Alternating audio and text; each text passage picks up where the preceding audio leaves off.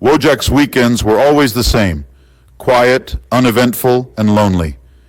As a 30-year-old introvert living alone in a small apartment in the city, he often found himself yearning for connection but unable to take the first step.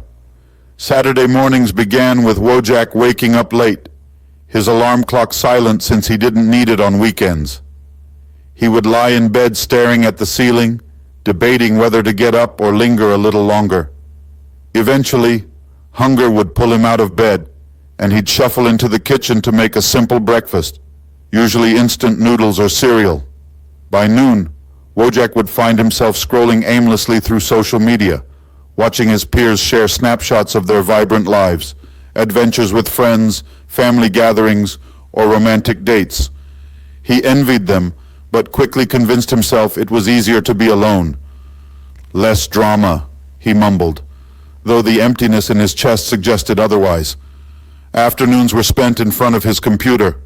Wojak was an avid gamer, but even the thrill of his favorite games couldn't fully distract him from the nagging loneliness.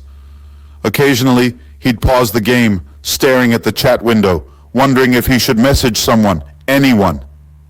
Yet, every time he convinced himself they'd be too busy or uninterested. Dinner was a lonely affair, often consisting of takeout pizza or reheated leftovers. Wojak would sit at his small dining table, his phone beside him, silently hoping for a text or call. The silence only grew heavier as the evening wore on. As night fell, Wojak would settle into his couch, binge-watching shows he'd already seen. His laughter at the sitcoms felt hollow, and by the third episode, he usually gave up, turning off the TV. He'd sit in the dim light of his living room, sipping a glass of cheap whiskey, lost in his thoughts. By Sunday, the cycle repeated itself.